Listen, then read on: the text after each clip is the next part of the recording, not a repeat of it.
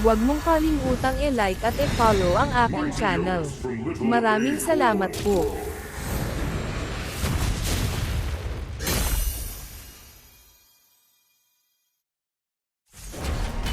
Welcome to Mobile Legends!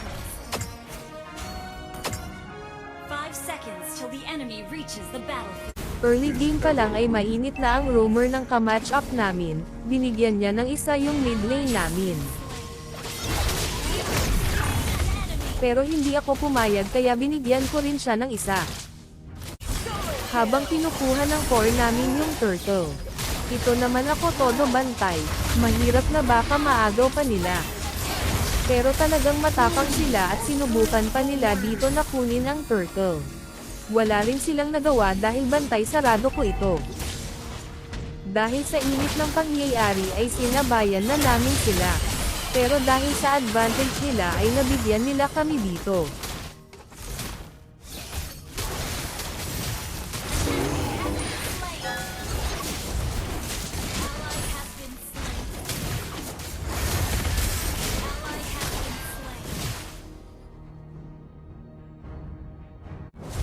Bumaba na rin ako sa bottom lane para tulungan ang marksman namin na mabigyan ng isa si Mia.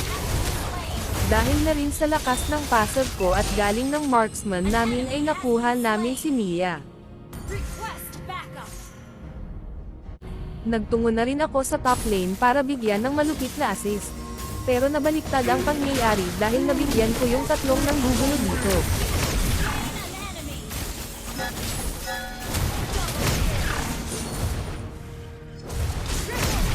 Grabe, sobrang sakit na ng passive ko dito. Lumipat ang tagpo malapit sa mid lane. Dahil sa bilis ng pangyayari ay naagaw ni Hanzo ang pinaghirapan naming turtle. Sa ganda ng setup nila ay talagang pinaghandaan nila kami. Kahit na ganon ang nangyari ay handa naman kami sa pwedeng mangyari. Pero sabi nga nila, hindi pwedeng walang bawi kaya muntikan na silang ma-wipe out dito.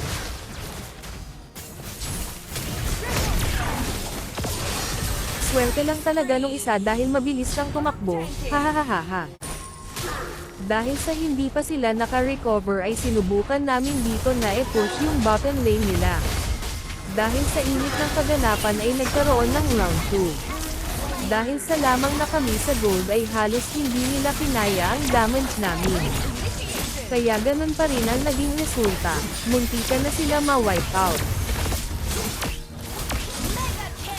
Subalit kahit na ganun ang nangyari ay hindi namin na-push yung tore nila. Nakaligtas pa sila sa round na ito.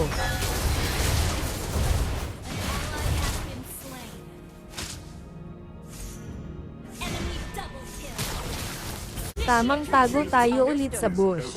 Baka may maligaw, bibigyan ko talaga sila ng pinakamalupit kong set.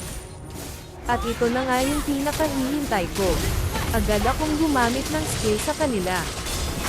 Dahil sa kunat at passive ng aking hero ay hirap nila akong i-take down at sila pa yung nabigyan dito.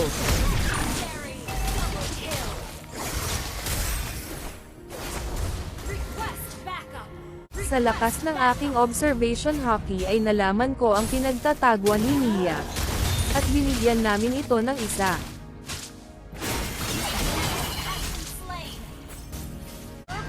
Sa pagkakataong ito ay nahulog kami sa ginawa nilang trap. Dahil inuna nila ang mga kakampi ko at ako yung huli nilang binigyan. Dahil sa kunat at pasan ko ay pinahirapan ko sila.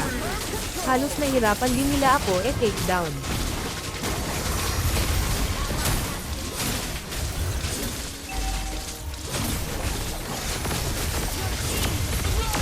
At muntikan pa kaming ma-wipe out dito.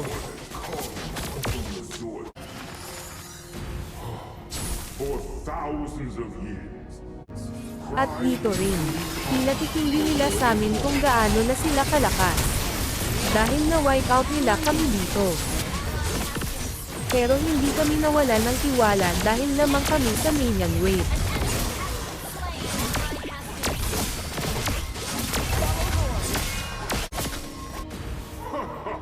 Sabi nga nila hindi pwedeng sila na lang lagi. Kaya pinakita ko sa kanila ang tunay na lakas ng hero ko. But not our hour will.